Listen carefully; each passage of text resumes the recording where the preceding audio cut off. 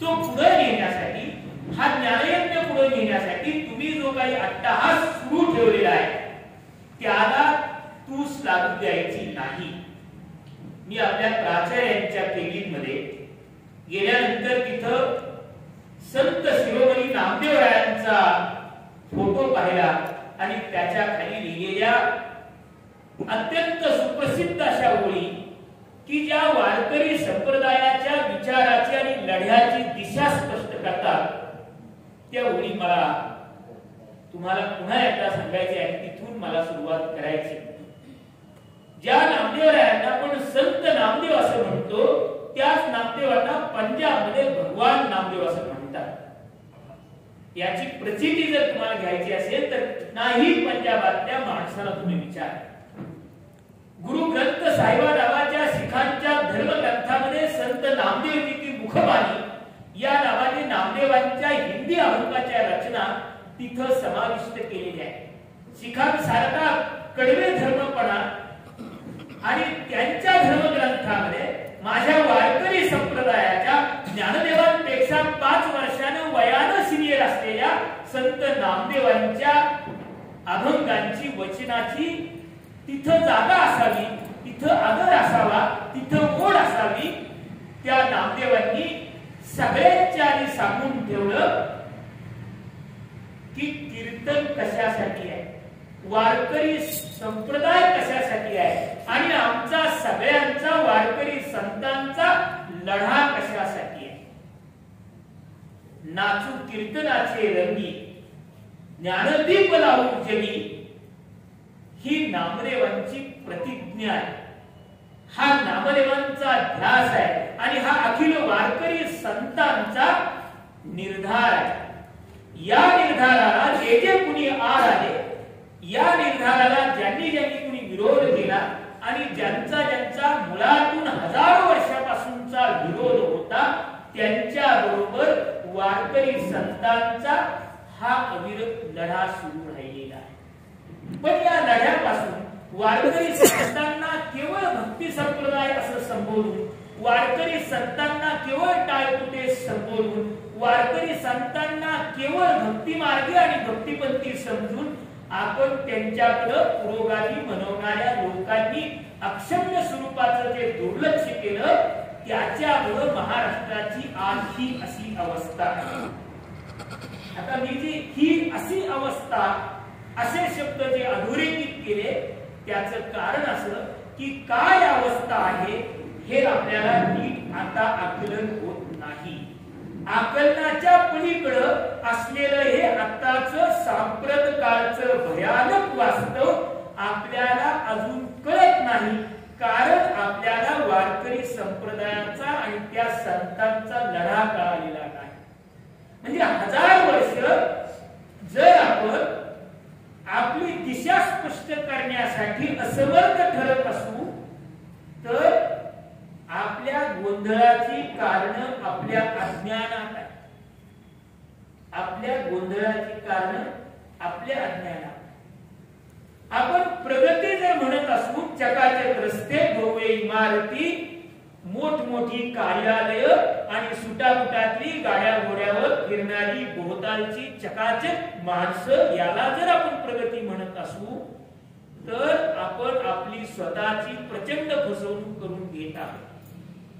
मी या सगळ्या गोष्टी सांगितल्या, त्याचा अर्थ असा आहे की माझा भौतिक प्रगतीला विरोध अजिबात नाही, पण भौतिक प्रगती ही जितकी महत्वाची आहे तितकीच नैतिक प्रगती, तितकीच सामाजिक आणि मानवतेमध्ये झालेली प्रगती ही अत्यंत महत्वाची गोष्ट असते.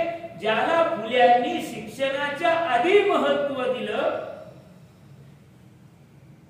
ती गोष्ट नीतीची आहे. विद्येविना मती गेली. ही जी मती आहे त्याच्या आधीची जी नीती आहे ती अत्यंत महत्वाची आहे आणि ती नीती वारकरी संतांनी तुम्हाला मला आपल्याला शिकवली.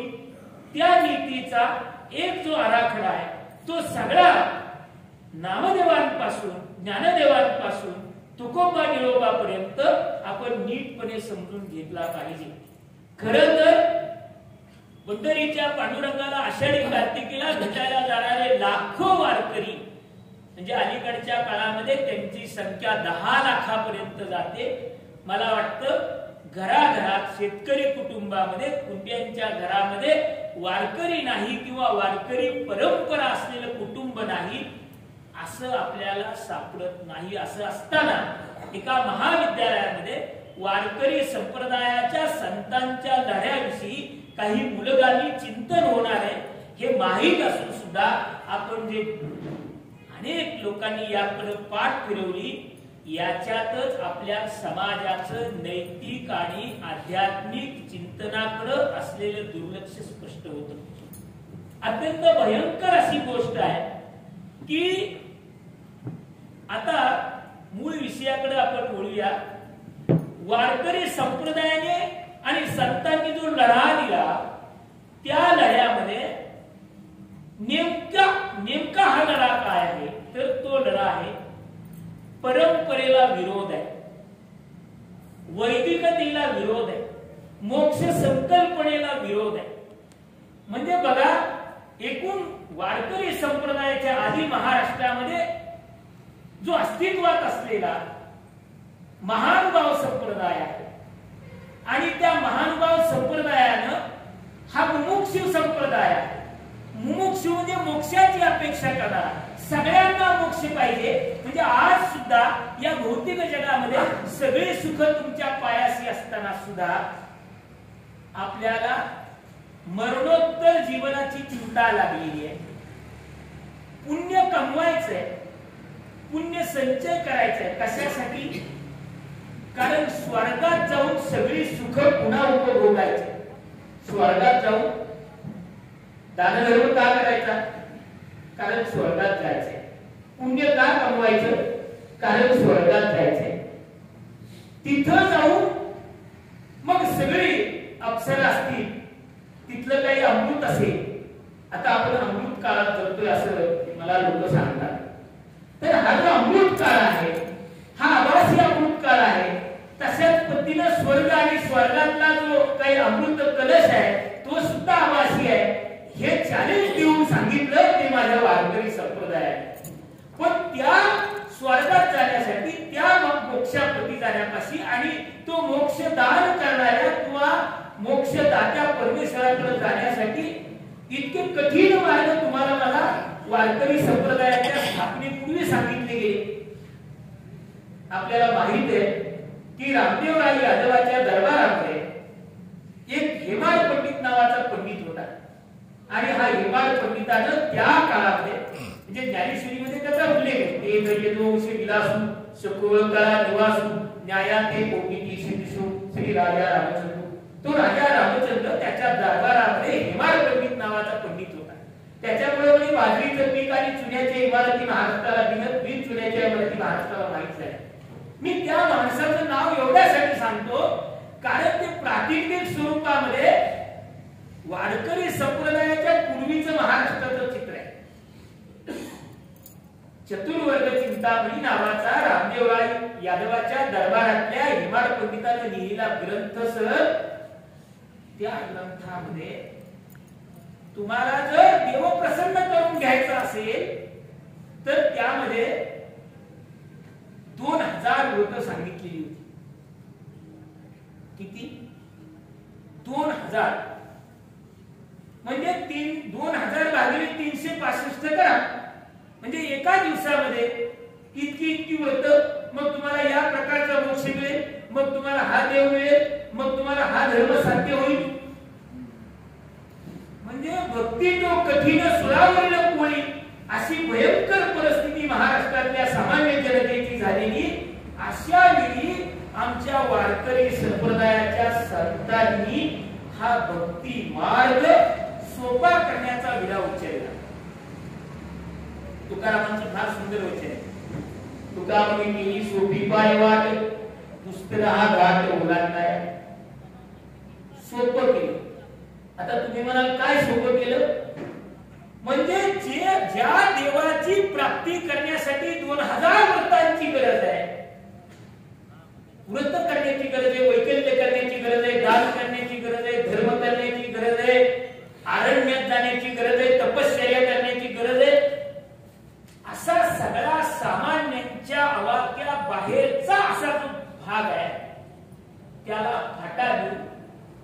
माझ्या ज्ञानदेवांनी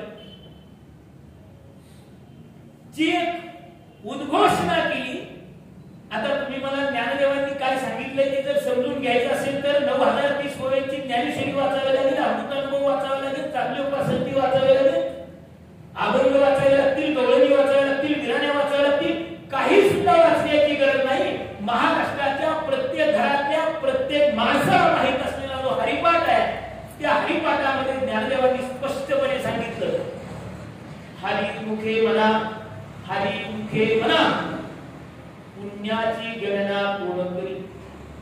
म्हणजे लढाईला सुरुवात कुठनं होती हे मला तुम्हाला सांगायचं. हे सगळं अजिबात गरज नाही. काय म्हणण्याची गरज आहे? हरिमुखे म्हणा. क्रांती बीज या हरिपाठामध्ये आहे आणि हे क्रांती बीज न कळल्यामुळे आम्ही भ्रमित होतो. हरिमुखे म्हणा, हरिमुखे म्हणा, पुण्याची गणना पूर्ण करी. म्हणजे एका बाजूला प्रचंड महागडा मॉल आहे, तिथं बघायची सुद्धा सामान्यांची कुवत नाही, आणि दुसऱ्या बाजूला मॉल पेक्षा महत्वाच्या वस्तू रेषेवर मिळायला लागल्या फ्री मध्ये. आता उद्या जशा इलेक्शनच्या तोंडावर भारी भारी साड्या सुद्धा दिल्या जाणार आहेत. म्हणजे मी वाचलं सांगतो असे अनेक गोष्टी. संतांनी आमच्या तसली पोकळ घोषणा नाही केली. काय ठामपणे सांगितलं, इकडलं या व्रताची गरज नाही, वैकल्याची गरज नाही. हरिमुखे म्हणा, हरिमुखे म्हणा, पुण्याची गणना कोण करी. देवाची वारी उभा क्षणभरी तिने विचारी साधलेल्या. बघा, सगळ्यात जास्त भांडवल जर वारकरी संप्रदायाच्या आधी आणि बहुजनांना नाडण्यासाठी काय केलं गेलं असेल तर ते भांडवल मोक्षाचं.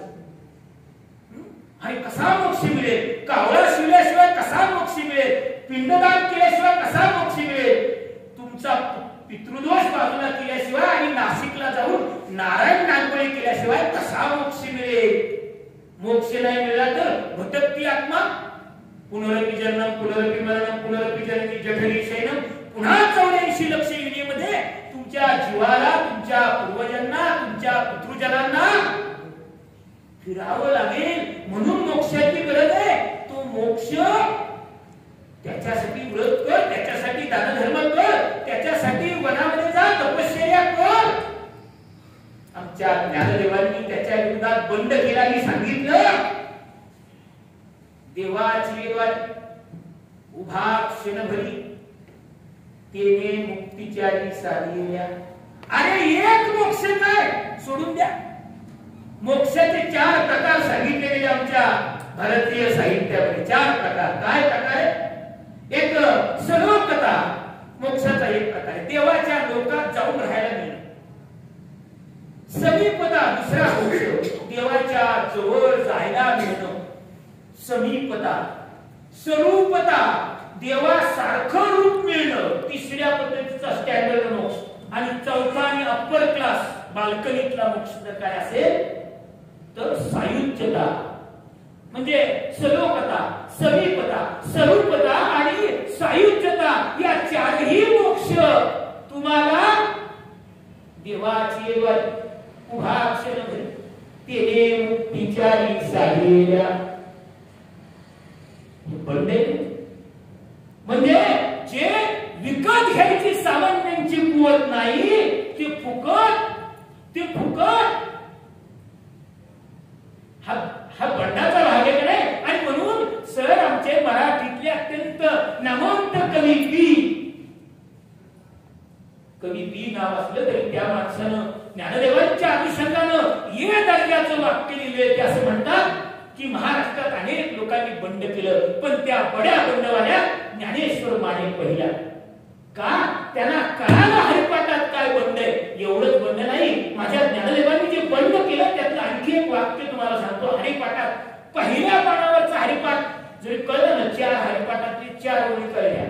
योगया गमिनी येणे हे सिद्धी वायाची उपाधी धर्म. म्हणजे एकाच वेळी मोक्ष स्वस्त करून टाकला.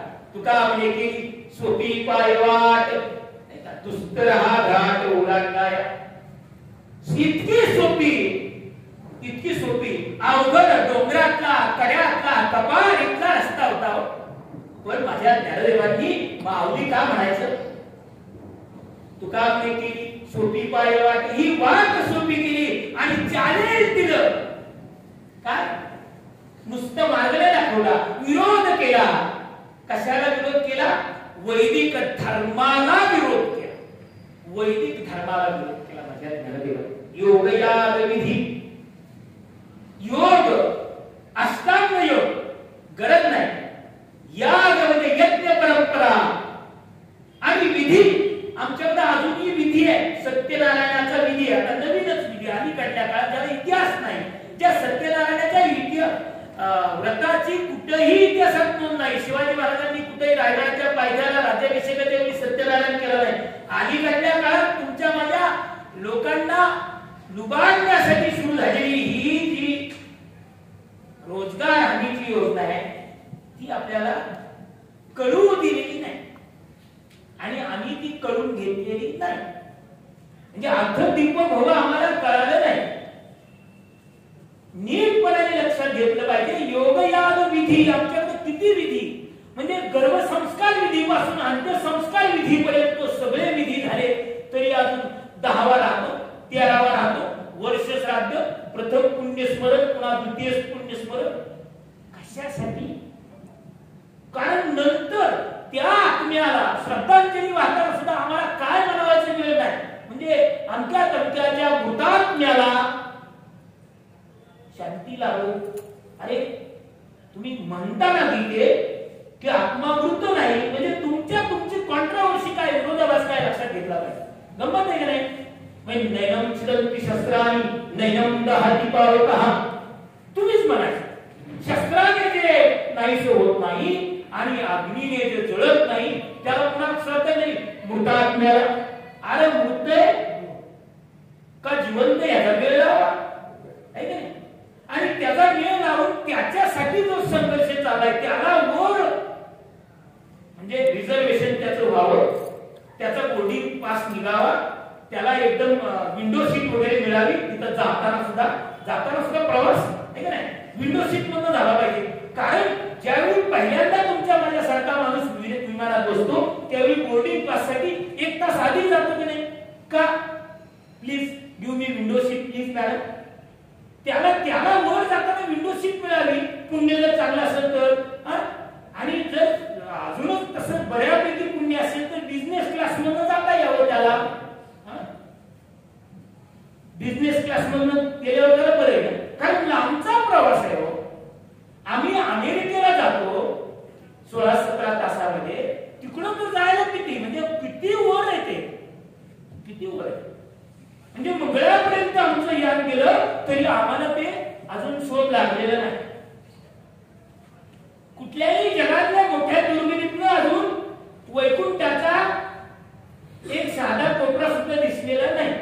पण त्याच्यावर आणि काही एक प्रकारचा कैलास आहे, वैकुंठ आहे, स्वर्ग आहे, नरक आहे, अजून काय काय काय काय.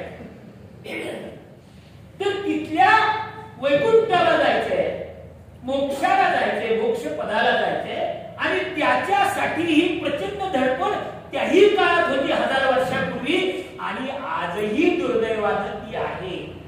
म्हणजे आजही तुम्हाला सांगतो पडिक पंडितांचं पोटी पांडित्य आणि बुवाची बाबाची धर्माची अशा पद्धतीची गोळसट माणसं हुकून त्या बुवा बाबाच्या दावणीला जायचं. सकाळच्या काळी टीव्ही चालू करा, 10 तुम्हाला सांगतो सगळे बुवा बाबा काय महामाया असं प्रचंड ज्ञान तुम्हाला इतक्या आत्मीयतेने देत असतात की तरुणांच्या आणि वयस्कर माणसांच्या रक्तवाहिन्यामधून केबल वाहिन्या व्हायला लागल्या आणि त्या केबल वाहिन्यातून हे ज्ञान हे दिव्य महाराज तुम्हाला मला देत आहे. गंमत आहे का? म्हणजे आम्हाला का गरज पडावी यांची? कारण आम्हाला आमच्यासाठी काम करणाऱ्या वारकरी संतांची नीटपणे ओळख झालेली नाही. त्यांच्या लढ्याची, त्यांच्या उपवांचा प्रसिद्ध असा अभंग आहे, रात्रंदिनामा युद्धाचा प्रसंग आंतरबाह्य जग आयुन. अरे रात्रंदिवस लढावं लागतं असं तुकोबा म्हणतात. आणि कधीतरी समजून घेतली ही लढाई. खरं तर प्रचंड श्रीमंत माणूस ज्यांचे वडील देहूचे महाजन होते. तुकोबांचे वडील देहूचे महाजन. तुम्हाला माहितीये महाजन कोणाला म्हणतात? सावकारांना जे कर्ज देतात ना त्यांना महाजन.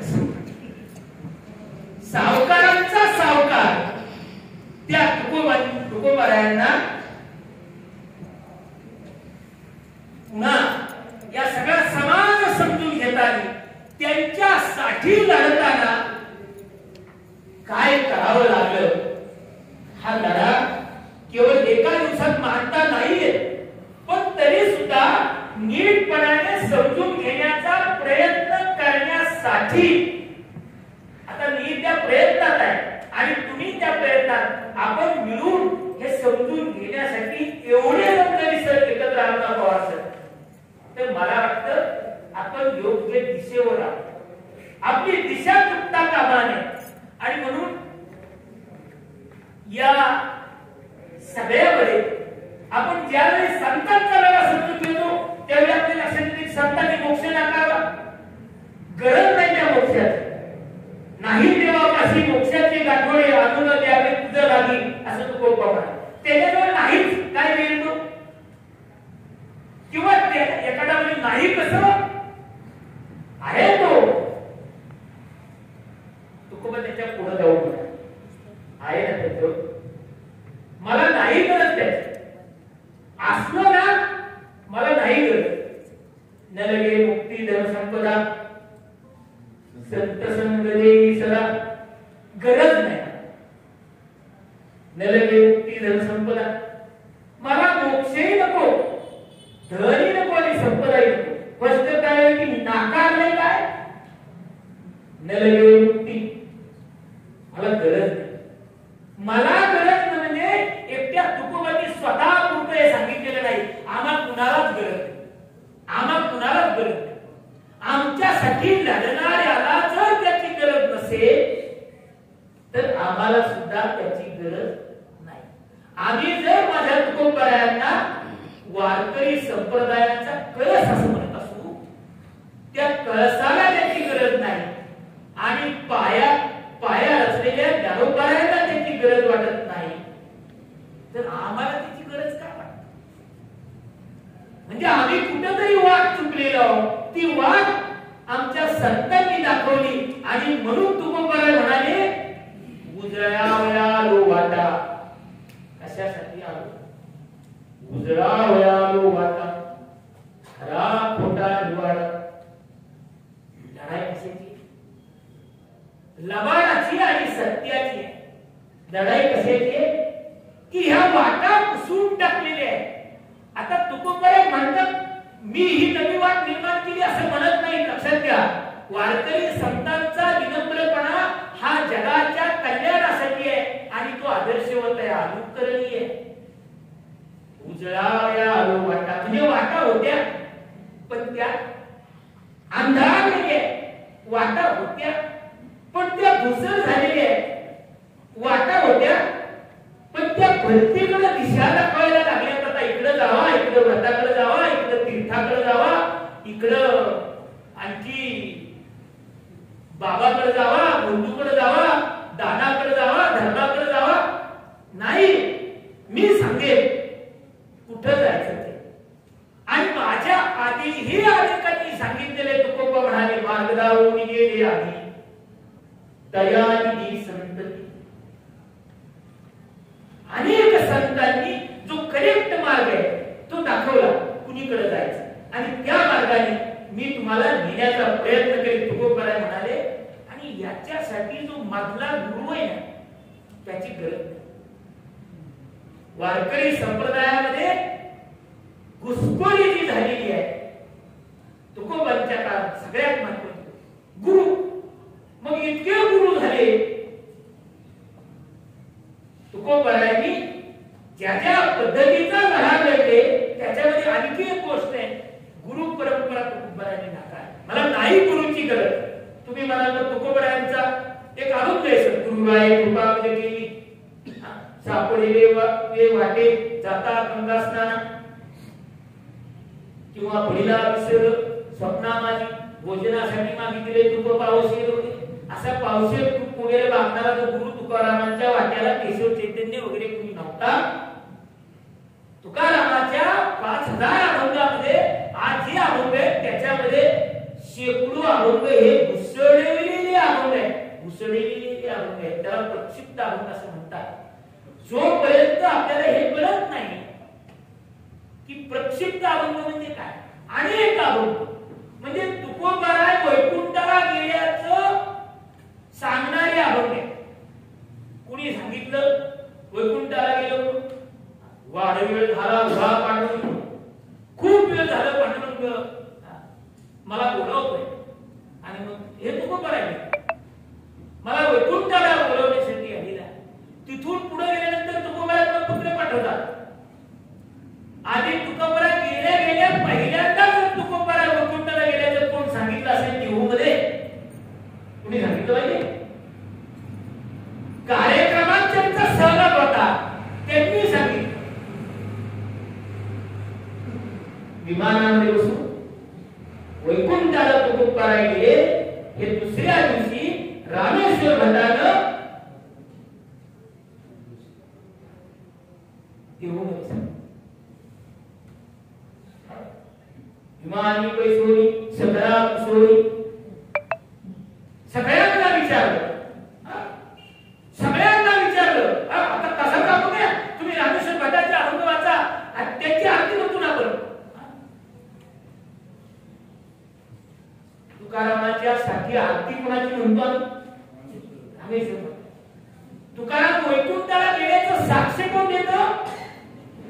रामेश्वर. काय सांगतात? सगळा सोरी विमानी पैसोरी सगळ्यांना विचारलं. आता सगळे कोण हा खरा प्रश्न आहे. सगळे कोण? सगळे म्हणजे सगळ्यांना विचारलं. मग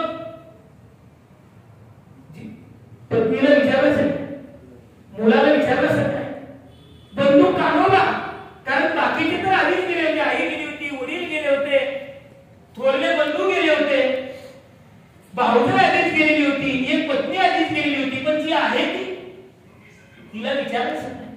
लहान बंधू कान्होबाला विचारलं असं नाही तुकोबांनी की मी चालतो बरं. तुकोबांना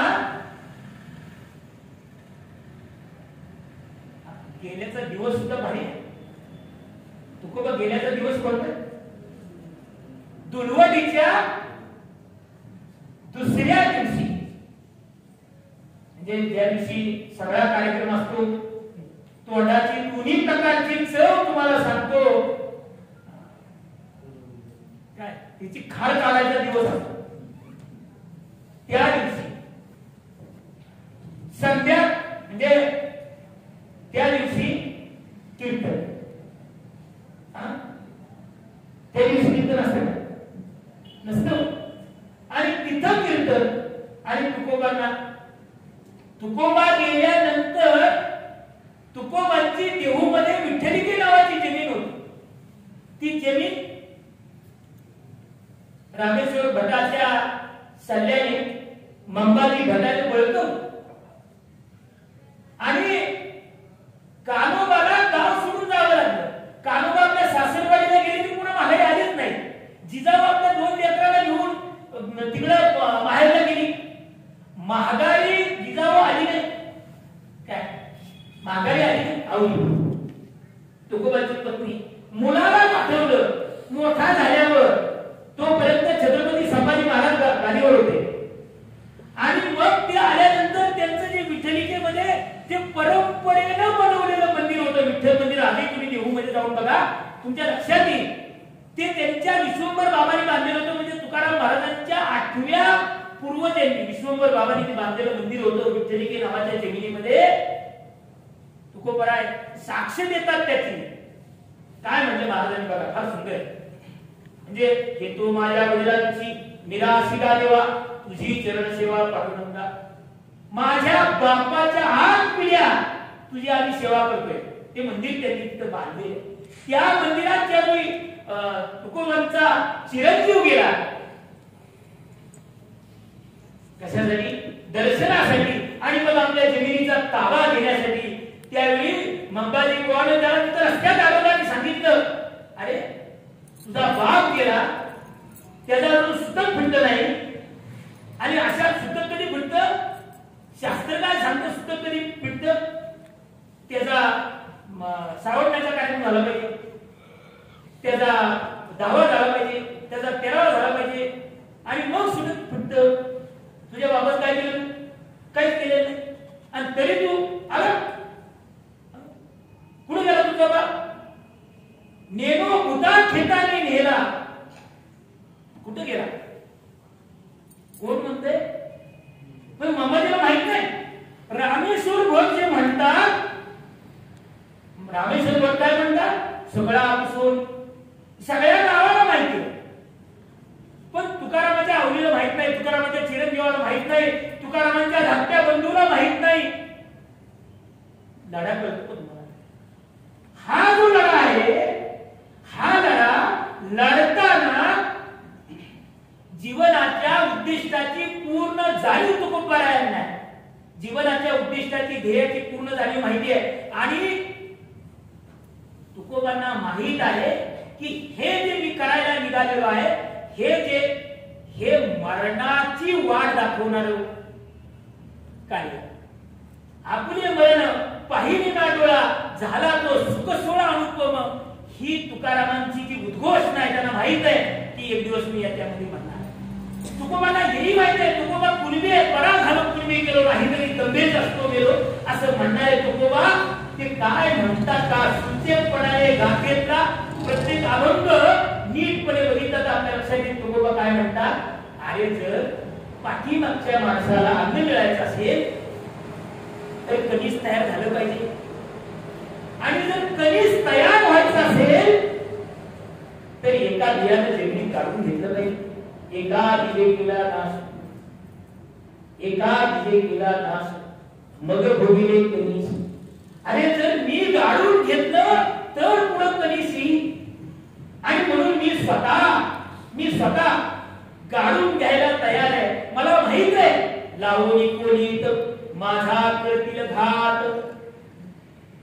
माझ्या बदलचं वाक्य आहे आणि गाथेमधला बघ, लावणी कोणीत माझा करतील घात. मला हे लोक मारणार आहे, काहीतरी अंगत माझ्या गोष्ट आणली जाणार आहे. त्रास द्यायला सुरुवात कुठून झाली माहितीये? ज्यावेळी तुकोबारे अभंग करायला लागले आणि गुरुशिवाय अभंग रचना करायला लागले. तुकारामांनी कुणाला गुरु केलं नाही, आणि तुकाराम कुणाचे शिष्य झाले नाहीत, आणि तुकारामांनी स्वतःसाठी कोण शिष्य केलेलं नाही. बहिणाबाई शिवूरकरच्या कोल्हापूरच्या ब्राह्मण समाजातली विदुषी स्त्री, तिकडे तुम्हाला सांगतो कोल्हापूर पर्यंत त्यांनी अभंग ऐकले तुकोबारायांचे, आणि तुकोबांच्या अभंगाच्या उडीनं भक्तिभावानं त्या देऊला चालत आले आपल्या पतीला घेऊन, सोबत आपली गाय सोबत घेऊन. ती कथा मी तुम्हाला सांगत नाही. मला तुम्हाला एवढं सांगायचं, ज्यावेळी बहिणाबाई आल्या आणि तुकोबारायांना गुरु मानून त्यांनी तुकोबांच्या सहवासात राहायला सुरुवात केलं, त्यावेळी मंबाजीचा तिळपापड झाला. मंबाजीने कुठं कुठं पेरलं, म्हणजे गाव डोक्यावर घेतलं, अगस्ताळेपणा केला. आणि कुणाला सांगितलं असेल मला माहित नाही, कुणाला सांगितलं असेल मला माहित नाही, पण इतक्या जणांना सांगितलं. त्याचे पुरावे वेगवेगळ्या ग्रंथात शोधावे लागतात. केवळ वारकरी संप्रदायाच्या वाङ्मयात ते मिळत नाही. मी जो गेली 12-15 वर्ष या अनुषंगाने काही अभ्यास करतोय, मला जे सापडले ते तुम्हाला सांगतो. खरं तर प्रत्येक ठिकाणी नवं बोललं पाहिजे असा माझा अट्टास आहे.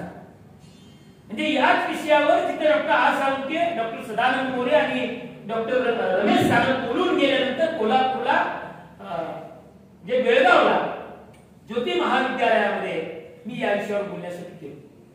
एक तास बोलून झाल्यानंतर अत्यंत जाणत्या वयस्कर माणसाने सांगितलं की या अनुषंगाने सर काहीतरी तुम्ही नवं मांडण्याचा प्रयत्न केला, मला आणखी आम्हाला काही ऐकायचं. मला असं वाटतं की ती माझ्या एक ध्यासाची पावती आहे. इतर अनुषंगाने काही जे मला म्हणजे वाचायला मिळालं. तुकारामांनी स्वतः बहिणाबाईला शिष्य केलं का? नाही केलं. पण बहिणाबाई ब्राह्मण स्त्री तुकारामांची शिष्य झाली. अनेक ब्राह्मण लोक तुकारामांचं शिष्यत्व पत्करायला लागले. त्यावेळी ज्यांचा जळफळा झाला त्याचे पुरावे आजही तुम्ही जर तुमच्या कॉलेजच्या लायब्ररीत गेला आणि दासबोध उघडला त्याच्यामध्ये तुम्हाला बघायला मिळेल. मी माझ्या पदरचं सांगत नाही, पुराव्याशिवाय काही बोलत नाही. मी जर कुणाची शंका असेल तर उद्यासाठी मी थांबतो आणि ते पुरावे दाखवतो. तिथं असं लिहिलेलं आहे, गुरुत्व गेले कुपात्री आम्ही आरत्री ना परत्री. गुरुत्व कुठं गेलं? गुरुपणा कुणाकडे गेला? कुपात्रामध्ये गेला. कुपात्र कोण? जे ब्राह्मण नाहीत अशांकडे गेला. गुरु तो सकळाशी ब्राह्मण जरी तो झाला क्रियाही. लढा कशाचे होता? जात ब्राह्मण जात म्हणून मला त्याच्या संदर्भात नाही सांगायचं. ही वर्ण व्यवस्था आहे, ही जात नाही. ब्राह्मण क्षत्रिय वैश्य शूद्र हा जो काही एक आराखडा तयार केला, पोलादी चौकट तयार केली, याच ही चौकट भेदणं आणि जातीच्या धर्माच्या वर्णाच्या पलीकडे जाऊन काही एक समाज व्यवस्थेचं नव रूपांतरण करणं ही जी संतांची लढाईची म्हणजे भूमिका होती ती नीट समजून घे. ही चौकट अभेद्य होती, पोलादी होती. इतकं सोपं नाही. या चौकटीला भगवद्गीतेपासून सगळ्यांचा आधार होता. आता भगवद्गीता जर तुम्ही आम्ही हिंदूंचा धर्मग्रंथ म्हणून बघत असू तर भगवद्गीतेच्या 700 श्लोकांमध्ये धर्म शब्द अनेक वेळा येतो, पण हिंदू धर्म असा शब्द येत नाही. वारकऱ्यांच्या सगळ्या साहित्यामध्ये धर्म शब्द अनेक वेळा येतो, पण हिंदू धर्म शब्द कुठेही येत नाही. मग हा धर्म आहे, पण कोणता धर्म आहे? तर हा धर्म वर्णाश्रम धर्म आहे. मला काय म्हणायचंय ते पोहोचवण्यासाठी काही उदाहरण तुम्हाला देतो. भगवद्गीतेच्या 4थ्या अध्यायामध्ये भगवान गोपाल कृष्णाने अर्जुनाला अभिवचन दिलं. प्रॉमिस्ड टू अर्जुना यदा यदा हि धर्मस्य ग्लानिर्भवति भारतात्मतात् धर्मशतात्मानं सृज्यते परित्राणाय साधूनां विनाशाय दुष्कृतां धर्म संस्थापनार्थाय संभवामि युगे युगे. हे जे अभिवचन आहे ते धर्मासाठी आहे. भगवद्गीतेची सुरुवात ध शब्दापासून आणि शेवट म शब्दाने होतो. धर्मक्षेत्रे कुरुक्षेत्रे समयता युत्सव मामकः पांडवाचैव किम कुर्वत संजया. या पहिल्या श्लोकातला ध आणि यत्र योगेश्वर कृष्ण यत्र पार्थो धर्मधरा तत्र श्रीविजो भूतिर्ध्वा नीतिर् मतिर् मम. त्यातला म धो आणि मो या शब्दामध्ये बांधलेली 700 श्लोकांची भगवद्गीता. या भगवद्गीतेमध्ये हिंदू कुठंच येत नाही, तरी तो आमचा धर्मग्रंथ आहे. स्वतंत्र विषय त्या विषयावर मी जात नाही. कधीतरी वेळ आली तर कुठल्या तरी निमित्ताने पुन्हा आपल्याशी चर्चा करण्याचा योग पवार सरांनी मोयकर सरांनी दिला तर मी निश्चितपणाने मी मूळ विषयाकडे येतो. हा जो लढा हा धर्मासाठी आहे, पण तो वर्णा हिंदू धर्माच्या विरोधात नाही. त्यावेळी हिंदू धर्म हा शब्दच प्रचलित नव्हता, वर्णाश्रम धर्मच होता. आणि या वर्णाश्रम धर्मांचा स्त्रियांना शूद्रांना अत्यंत जाच होता. स्त्री शूद्रांचा जो जाच आहे त्याच्यामध्ये सगळ्यात जास्त जाच हा स्त्रियांना होतो.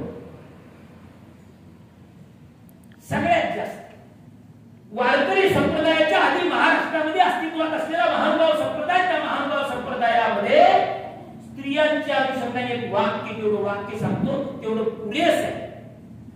म्हणजे सॅम्पल ही काफी आहे. काय वाक्य? जर भक्ती मार्गाकडे जायचं असेल तर स्त्री आड येते. बघा, स्त्री कपडे कपटाची पेट आहे, ती आड येते. आणि किती आड येते म्हणजे तिला दर्जा काय? महानुभावांच्या एका ग्रंथामध्ये लिहिलंय की एरद्रव्ये सेवनिया माजविती. इतर पदार्थ तुम्ही जर सेवन केले तर तुम्हाला नशा येते. एरद्रव्ये सेवनिया माजविती. स्त्री दर्शन मात्रेची माजवी, येणे कारणे चित्रीची स्त्री न भावी. माझ्या पद्धतीचं नाही. म्हणून चित्रातल्या सुद्धा स्त्रीकडे बघू नका. चित्रातल्या सुद्धा स्त्रीकडे बघू नका, कारण ते तुमच्या अध्यात्माच्या भक्तीच्या आड. ओके. आणि म्हणून संतांचा जो लढा होता, हा जो अडसर निर्माण केला, स्त्रियांनी यायचं नाही, शूद्रांनी यायचं नाही, कुणब्यांनी यायचं नाही, हा जो अडसर आहे, हा अडथळा आम्हाला दूर करायचा आहे. आणि तुकोबांनी ललकार दिला, या रे लहान थोर, या रे लहान थोर, याती भरते नाही न. सगळे जण या रे लहान थोर. तुकोबा म्हणाले राजा आणि रंक आम्हा सारखाच व्हा. आणि म्हणून सगळ्या जातीतले, सगळ्या धर्मातले कुणाचाही द्वेष करता कामा नये, कुणाचाही तिरस्कार करता कामा नये. आणि आमच्याकडे सगळ्यांसाठी दार खुले. ही भूमिका ज्यावेळी घेतली त्यावेळी विरोध झाला, अनेकांची दुकानदारी बंद झाली. आणि लोकांनी सांगितलं, सुरुवात केली होती की नामदेवांनी सांगितलं की ज्ञान प्रसारासाठी कीर्तन माध्यम आहे, ते कीर्तन माध्यम त्यांनी ताब्यात घेतलं. आजही तुम्हाला सांगतो, कीर्तनकार ज्या नामदेवरायांना आपण भारतीय किंवा महाराष्ट्रातल्या वारकरी कीर्तन परंपरेचे जनक म्हणतो, त्या नामदेवांच्या विचारांशी, भूमिकेशी आणि एकूणच कार्याशी प्रतारणा करण्याचं काम आताचे कीर्तनकार करताना तुम्हाला दिसत आहे. म्हणजे वारकरी संप्रदायाचा मूळ विचार सांगायचा नाही, करमणूक करायची, लाखोच्या सुपाऱ्या घ्यायच्या आणि इतकी बर्दास्त म्हणजे व्हीव्हीआयपी ट्रीटमेंट त्यांना पाहिजे त्या कीर्तनकाराला. तुकोबांनी काही सांगितली होती आचारसंहिता. आचारसंहिता हा शब्द आपल्याला निवडणूक आयुक्त शेषन साहेबांपासून माहीत झाली. आता शेषन साहेब सुद्धा स्मृतिशेष झालेली आहे. निवडणूक आचारसंहिता स्मृतिशेष व्हायच्या मार्गावर आहे आणि निवडणूक आयोग सुद्धा स्मृतिशेष व्हायच्या मार्गावर आहे. हे स्मृतिशेष जे आहे ते स्मृती स्थायी काळ राहणार आहे. आणि म्हणून आचारसंहिता तुकोबांनी सांगितली होती, जेथे करावे कीर्तन तेथे न सेवावे अन्न. अरे कीर्तन करायला तिथं अन्न सुद्धा घेऊ नको, पैसेच काय. पण अलीकडे काय पद्धत आहे, अलीकडे नाही काही काळ त्या प्रवृत्ती होत्या. तुकोबांनी सांगितलं, अरे काही लोक देवाच्या नावावर धंदा करतात, पैसे जमवतात, उभ्या बाजारात कथा हेतू नावडे पुंडरीनाथा, देवाला नाही आवडत, तुम्ही काय करता? अरे इतक्या आशेने इतके पैसे जमवता, तुम्ही सांगायला काय आले हे तुम्ही विसरून जाता. म्हणजे तुमची भूमिका. सर मला वेळ झाली की सांगा. जर तुम्ही कीर्तन करायला आले तर ते कीर्तन करायला आल्यानंतर तुम्ही ऐकायला कोण आले, त्यांना काय ऐकायचे, याच्याऐवजी हे लोक किती देणार आहेत हे त्यांच्या मनात चाललं. जर समजा मी कीर्तन करायला आलो आणि मला तुम्ही ठरवलं नाही, माझ्याही मनात तो प्रश्न आहे, तुमच्याही मनात तो प्रश्न आहे, ठरवलं नाही सरांना, सर तर फार मोठे बोलतात, किती मागतात काय. आणि जर आवाजची सवाल मागितलं तर काय करायचं, आमचं तर बजेट नाही. आणि मग ऐकणाऱ्याच्या मनात भीती. तुकोबांनी त्या काळात ती सर व्यक्त केलेली आशा अबद्ध वक्ता भयस्रोतियांचे चित्ता. अशी आशा लागलेला वक्ता असला तर आशा अबद्ध वक्ता भयस्रोतियांचे चित्ता. काय गातो नाही ठावे, तोंड वासवणी म्हणतो द्यावे, झाले लोभाचे मांडूर, भिक मागे दारुदार, मापा आणि बोनी. तू का म्हणे ती दोन्ही. अरे माप म्हणजे शिर आठवा मोजून टाकतो ती. माप आणि बोनी. माप म्हणजे वक्ता आणि गोणी म्हणजे श्रोता. मापाली गोणी तुका प्रेरिती नोंदी, हे मित्र राहिलं म्हणून आपला वनवास. हा वनवास जर संपवायचा असेल तर ज्यासाठी संतांनी हा लढा उभारला तो लढा समजून घेण्याची गरज आहे. खरं तर आपला विषय असा पाहिजे होता की वारकरी संतांचा लढा समजून घेण्याची गरज असा पाहिजे होता. असं श्रोत्यांची संख्या लक्षात घेतल्यावर मला वाटते. कारण लढण्याची म्हणजे ही पुढची स्टेप झाली. जर तुम्ही समजून घेतलेला आहे पण आपण नाही समजून घेतलेला असं मला मनस्वी वाटतं. तर ही अध्यात्माची दुकानदारी ज्यावेळी बंद करायला महाराजांनी सुरुवात केली, कशाच्या माध्यमातून? शब्दांच्या माध्यमातून. शब्दांचं शस्त्र त्यांनी केलं. आम्हा घरी घर शब्दांची जरतने, शब्दांची तर शस्त्रे युद्धने करू. आणि मग तुकाराम महाराजांची ही शब्दशस्त्र जर बोथट करायची असेल तर त्याच गावात त्यांना विरोधक, म्हणजे पक्षाचाच माणूस पाडायचा असेल तर त्याच पक्षाचा जास्त मतावाला त्याला अनुमोदन द्यायला उभा केले जमतो. मग कवित्व करणारी बोगस माणसं उभा केली. सालो मालो त्यांचं नाव. देहू मध्ये सालो मालो नावाचे 2 लोक मंबाजी घाटाला उभे केले आणि ते प्रत्येक वेळी तुकारामाने अभंग लिहिला, कीर्तनात गायला की तो लिहून घ्यायचा. दुसऱ्या दिवशी जिथं तुकाबरी आहे ती नाममुद्रा फोडायची, तिथं सालो मालो मध्ये लिहायचं आणि तो अभंग म्हणायचा, बघा माझा अभंग, बघा माझा अभंग, बघा माझा अभंग. तुकोबा म्हणाले, अरे जो बुका आहे ना देवाचा तो बुका म्हणून लावा. माती नाव ठेवणी बुका विकेल ते भेटता. तुकोबा म्हणाले की अरे त्या बुक्याला माती नाव ठेवून कशाला विकता? तेवढं जमाना म्हणल्यावर अभंग बुडवले. तुम्हाला माहिती बुडवले पुन्हा वर आले वगैरे असा प्रकार नसतो. तुकोबांचे अभंग वर येतात काय? पाण्यातली वस्तू सायन्सच्या विरोधात. अरे संत आणि सायन्स पुस्तक वाचा तुमच्या लक्षात. संत सायन्सच्या विरोधात नव्हतं. प्रत्येक शास्त्रीय गोष्ट त्यांना माहिती होती. त्याला मानसशास्त्र माहित होतं, त्यांना अध्यात्मशास्त्र माहित होतं. अनेक बाबतीत ते सिद्ध झालेले, तो फार मोठा विषय. पण या सगळ्या लढ्यामध्ये संतांची नेमकी भूमिका काय? की दुकानदारी बंद करायला सुरुवात केली, अभंग बुडवले त्यावेळी तोपर्यंत तुकारामांची अभंग कोल्हापूर पर्यंत, जिथपर्यंत मराठी भाषा बोलतात लोक तिथपर्यंत गेलेले होते. तुकोबा म्हणाले म्हणजे अगदी कॉन्टिनेंटल कडून प्रकाशित केले का? नाही. मौन प्रकाशित नाही. कुठला पुरस्कार? साहित्य अकादमी? काही नाही. जात्यावर गाडा मोठ हाकणारे, आऊट हाकणारे, बैलगाडी चालवणारे सगळ्या दलिता काढीला तुकारामांचे अभंग म्हणणाऱ्या घरातल्या आया बाया आणि माता भगिनी.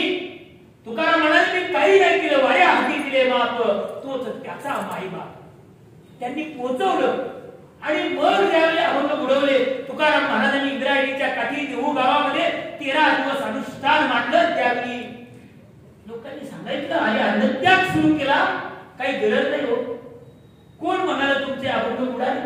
पाठ सुंदर ते ह्या उभे देवरी करत राहावी ठेवूया. महाराज मला तुमचा अभंग पाठ. काय खावे आता कुणीकडे जावे, गावात राहावे कोणावे, मला तुमचा अभंग पाठ आहे. गावागावात त्या आया वाया म्हातारी माणसं काम करणारी शेतीमातीतली कष्टकरी माणसं यायला लागली. तुकोबांना सांगायला लागली. संतांनी केली जगणारीने अभंग लिहून घेतले. गाथा पुन्हा तयार झाली. तुकोबांचे अभंग लोक गंगेने तारले. ज्यावेळी तारले त्यावेळी तुकारामांचे अभंग बुडवले तरी तारले लोकांनी. मग आता तुकारामांना मारले पाहिजे. अभंग तारले ना, मग अभंग तुकारामांना मारल्यावर मग काय होईल असा विचार लावणी कोणीत याची जाणीव तुकोबांना होती. लावणी कोणीत माझा करतील घात. तुकोबा गेल्यावर काळूबानी लिहिलेले अभंग आहेत. सकल संत गाथामध्ये बघा, सकल संत गाथा भाग 2 मध्ये काळूबांचे अभंग आहेत. कान्होबा असं म्हणाले देवा थिंद थिंद तुझ्या सोयीने चिंदड्या, मला माहित आहे माझ्या भावाला कुणी मारलंय, मला माहित आहे. अशा पद्धतीच्या अशा आशियाची अनेक अभंग कान्होबाच्या अभंगामध्ये आहे. कान्होबाला कुठं ठरवायचं, गाव सोडून गेलेल्या जिजाऊला कुठं ठरवायचं,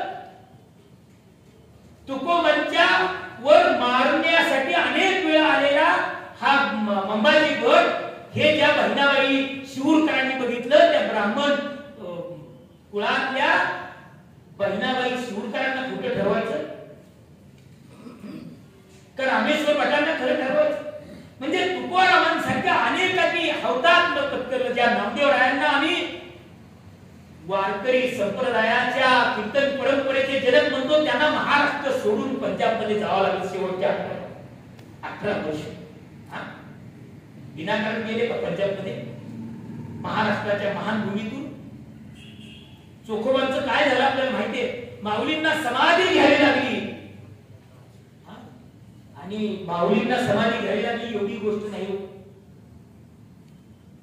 ज्ञानदेवांच्या आई वडिलांना काय करावं लागलं, आत्महत्या करावी लागली. सर 307 किंवा केलं, खुनाचं 302 आहे. आत्महत्येला प्रवृत्त करणं, इंडियन पिनल कोड 307 ना, 306 वकील साहेब सर, त्यामुळे म्हणजे मला भीतीच नाही केलं. म्हणजे जर तुम्ही, आणि काय अरे संन्यास घेऊन पुन्हा गृहस्थाश्रमात आला आणि पुन्हा पुत्र संतती प्राप्ती झाली म्हणून तुम्हाला देहांत प्राप्ती. इतकं कठोर शासन जर धर्माच्या अनुषंगाने देणार असाल तर तो धर्म आम्हाला नकोय. म्हणून तुकोबांनी नव्या धर्माची घोषणा केली, आम्हा सापडले वर्ण. हा महत्वाची गोष्ट आहे. हा नव्या धर्माचाच होता, पण धर्म कोणता की जो परंपरागत धर्म वारकरी संतांना मान्य होता. आम्हा सापडले वर्ण करू भागवत धर्म. भागवत धर्म आम्हाला करायचा आहे की जो या सगळ्यांना समान पंढरपूरच्या वाळवंटामध्ये जो आध्यात्मिक लोकशाहीची पुनर्स्थापना करेल असा भागवत धर्म आम्हाला करायचा. आम्हाला सापडले अगा स्वधर्म आपला जरी का तुझी झाला तरी तो अनुसरला भला देत. हा धर्म आम्हाला करायचा आहे, तो वारकरी धर्म. आणि या वारकरी धर्मासाठी संतांची जी लढाई सुरू झाली, या लढाईमध्ये अनेक गोष्टी, प्रयत्नवादाचा पुरस्कार करताना संतांनी सांगितलं रे देवावर. मी शेवट सर 10 मिनिटं देतो. मुळात जो गावाविषयी तो राहू नये म्हणून मला तुम्हाला सांगितलं पाहिजे. म्हणजे मोक्ष नाकारला, गुरु परंपरा नाकारली, दैववाद नाकारला, मग देव स्वीकारला. प्रश्न आहे मोठा. तुम्ही म्हणाल अरे वारकरी भक्ती परंपरेत देवच जर वजा केला तर त्याचं काय. पण तुकारामांनी ते सांगितलं, मी असं सांगितलं नाही, पोथी वाक्य सांगितलं नाही. म्हणजे पुराणात काय सांगितलं, धर्मग्रंथात काय सांगितलं, चौवेदी गाणं, साई शास्त्रीकारांना 18 पुराणे हरिशिलाती हे ज्ञानदेवांनी सांगितलं. पण तुकोबा त्याच्या पुढे जाऊन म्हणाले, जो विद्रोही संत परंपरा तुकारामांना डॉक्टर आसाळुंकेनी जे विद्रोही म्हणले, ते काय विद्रोही आता कळून घेतलं पाहिजे. काय विद्रोह, तो विद्रोह होते असा आहे. त्यांनी सांगितलं की हा जो देव आहे ना, तो देव एकदा समजून. आता सुरुवातीला त्यांनी सांगितलं सुंदरते ध्यान वगैरे वगैरे. सुरुवातीचा काळ संपल्यानंतर उत्तरार्धाकडे जसं तुकारामांचे अभंग देऊ, म्हणजे दुर्दैव काय आहे सर, तुकारामांचं एकही प्रमाणित चरित्र महाराष्ट्रामध्ये उपलब्ध नाही. पहिलं संतांचं चरित्र महिपती बुवा ताराबादकर कांबळे यांनी जे लिहिलं त्याच्यामध्ये चमत्कार पदार्थ आहे आणि सगळ्या संतांच्या नावावर प्रचंड चमत्कार लिहिले. पण चमत्कार वाजा जाता संत साहित्याचं परिशीलन केले की आपल्याला सापडतं देवकल्पनेच्या संदर्भात सामान्य माणूस आजही विचार करू शकणार नाही. याच्या पुढे संत तुकाराम लिहिले. तुकोबा म्हणाले, सुरुवातीला म्हणाले सुंदरते ध्यान, पण नंतर काय म्हणाले, अरे तीर्थ नाकारले त्यांनी. तीर्थी जाऊन या, काय दुवा केले, चर्म प्रक्षाळे देवबळी. कांदनं धुतलं पाण्याने आणि तिथं काय नाही. अरे जर देव तुम्हाला शोधायचा असेल तर तुमच्या आई वडिलांमध्ये देव आहे. माय बाप केवळ काशी केले न जाते तीर्थाची तीर्थी धोंडा आणि पाणी, देव रोकडा सज्जे. देव माणसा, देवाची जागा बदलण्याचं काम आणि तसं दिशा दिग्दर्शन करण्याचं काम माझ्या तुकोबांनी. तीर्थी धोंडा आणि पाणी, देव रोकडा सज्जे. आता तेवढं सांगून तुकाराम थांबले असतील तर ते तुकाराम कसले? तुकोबा म्हणाले माणसातच देव असं नाही. दया क्षमा शांती तेथे देवाची बसती. देवाचा पत्ता सुद्धा सांगा. गंमत आहे. म्हणजे देवाचा पत्ता सांगणारा जगातला एकमेव संत तुकोबा आहे. ऍड्रेस ऑफ गॉड बरोबर पत्र जाणार. दया क्षमा शांती तेथे देवाची बसती. तिथं देव राहतो. आता दया म्हणजे काय? तुम्हाला प्रश्न पडेल. दया म्हणजे समजा काही लोक हे करतात, थंडीच्या दिवसात काही श्रीमंत लोक बेडशीट वगैरे घेतात आणि तिथं प्लॅटफॉर्मवर झोपलेल्या लोकांच्यावर अंघरुण वगैरे घालतात आणि मग वाढदिवस साजरा करतात. मग त्यांना आपण हे या भागातले दयाळू शेठ आहेत असं आपण म्हणतो. लोक म्हणाले दयाची तुम्ही समजता कशी दया. दया तिचे नाव, डेफिनेशन ऑफ दया. दया तिचे नाव, पाखांड खंडन आणि निर्धारण कंटकांचे. जे पाखांडी आहे, जे भोंदू आहे, जे लबाड आहे, त्यांना नामशेष करणं, इट्स कॉल्ड दया.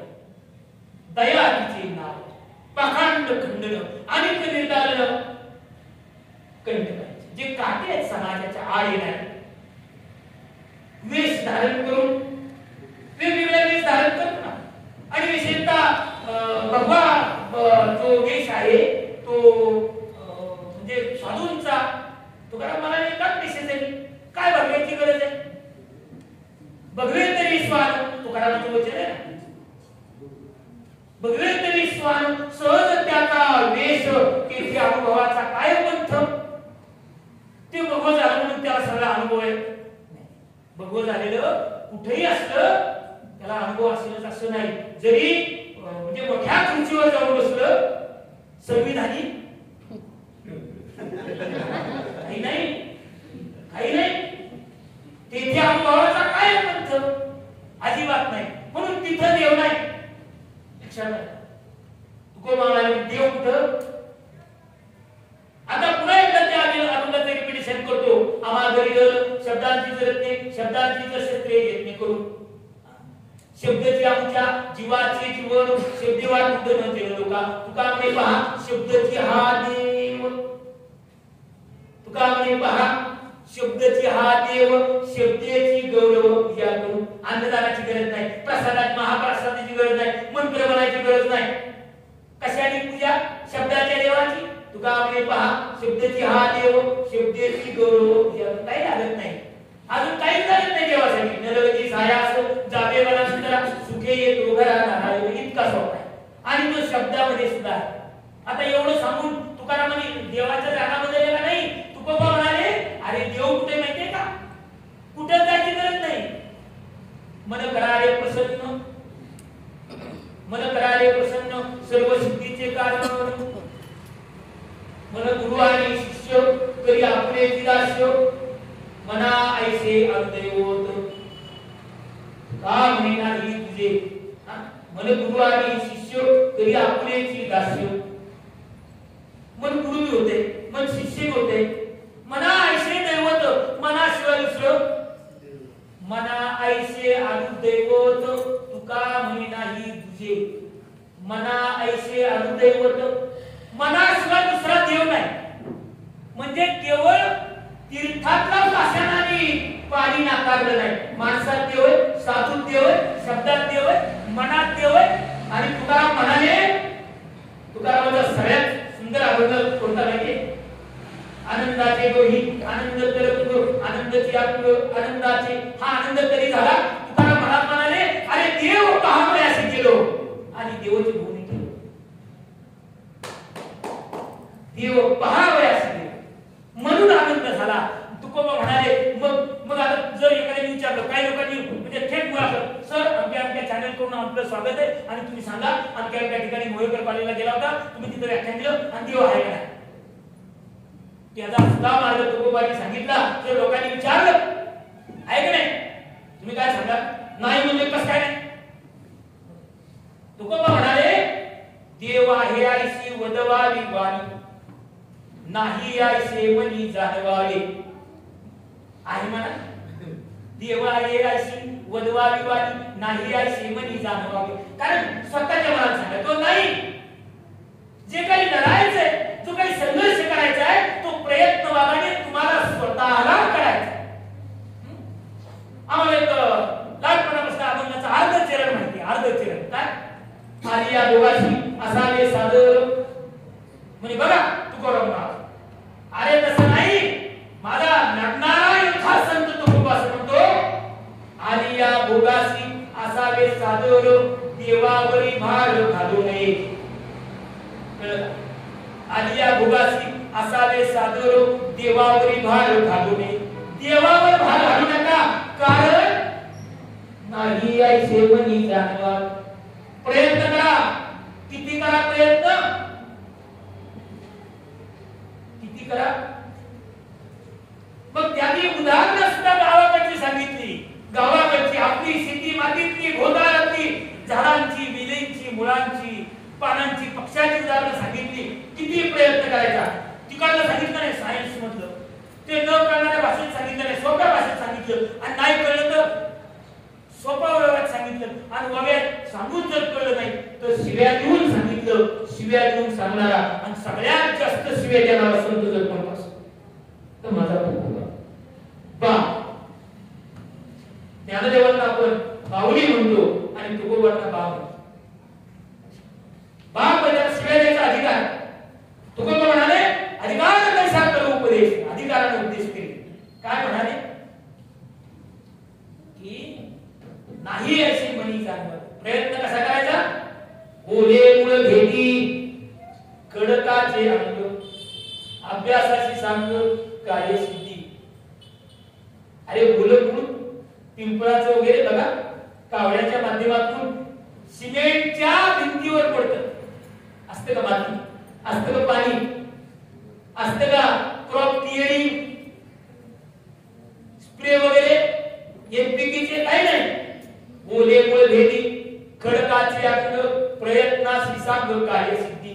हा प्रयत्नवाद माझ्या संतांनी शिकवला आणि प्रयत्नवादी तुम्ही व्हावं यासाठी हा लढा आमच्या संतांनी दिला. या प्रयत्नवादासाठी हौतात्म्य पत्करलं अनेक संतांनी. ती वाट कुठेतरी धूसर झालेली आहे, त्या वाटेने आपल्याला जाता आलं पाहिजे.